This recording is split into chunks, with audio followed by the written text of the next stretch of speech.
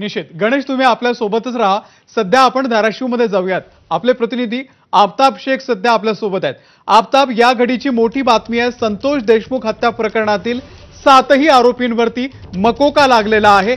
त्या ठिकाणी जे काय कार्यकर्ते आहेत त्यांच्या नेमक्या काय भावना आहे या सगळ्यावरती?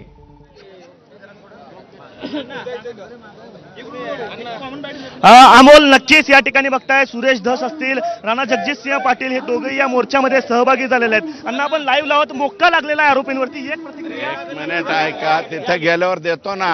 हे बघा, अन्याय होईल इतरांवरती।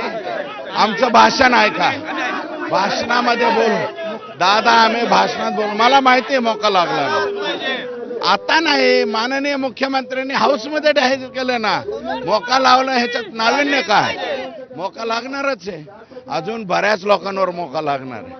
आता शिक थोडे झाले, चला आम्हा स्वागत म्हणजे काय, ऑलरेडी डन। मुख्यमंत्र्यांनी सांगितलं होतं, साहेब बोलले होते, त्याप्रमाणे गुन्हा दाखल झाला। बीडची दहशत संपली पाहिजे असं म्हणतात। बीडची दहशत नाही, बीड जिल्ह्याला बदनाम करू नका, ज्या लोकांची हे फक्त परळीची दहशत आहे। चला आगे बढो। हा, सांगतो ना, वेगवेगळे पॅटर्न सांगतो, चला। सुरेश धस या प्रकरणाचा पहिल्या दिवसापासून अमोल आपल्याला माहिती आहे की या प्रकरणामध्ये ते आवाज उचलतायत आणि त्यांनी मुख्यमंत्र्यांनी जो शब्द दिला होता तो पाळलेला आहे, अशा पद्धतीची भावना या ठिकाणी त्यांनी व्यक्त केलेली आहे।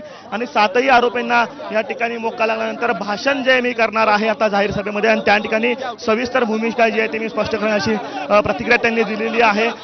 धाराशिव मधल्या राजमाता जिजाऊ चौक पासून हा मोर्चा सुरू झालेला आहे आणि त्या ठिकाणी या मोर्चामध्ये ही सगळी नेते जे आहेत ते सहभागी झालेले आहेत आणि जिल्हाधिकारी कार्यालयाच्या समोर या मोर्चाचा समारोप होणार आहे आणि त्या ठिकाणीच आपली भाषणं करू आणि त्या ठिकाणी आम्ही भूमिका मांडू, अशा पद्धतीची प्रतिक्रिया जी आहे ते सुरेश धस या ठिकाणी देत आहेत। प्रचंड गर्दी खरं तर या मोर्चामध्ये झालेली आहे आणि कार्यकर्त्यांनी माध्यमांना ते विनंती करतायत की थोडासा मोर्चा आपल्याला पुढे द्यायचा, त्यामुळं इथून ते सगळे नेते जे आहेत ते या मोर्चामध्ये सहभागी झालेले, ते मोर्चामध्ये सहभागी होऊन आता पुढे निघालेले आहेत। डॉक्टर बाबासाहेब आंबेडकर चौक या ठिकाणी हा मोर्चा पोहोचलेला आहे अमोल, आणि तिथून जिल्हाधिकारी कार्यालयाच्या समोर। हो, फॅमिली तर नाहीये। अगदी बरोबर आहे आफताब, नेमकं भाषणामध्ये सुरेश धस काय बोलतात त्याकडे आपलं लक्ष असेलच। तुर्तास संतोष देशमुख हत्या प्रकरणातील सर्व आरोपींवरती मकोका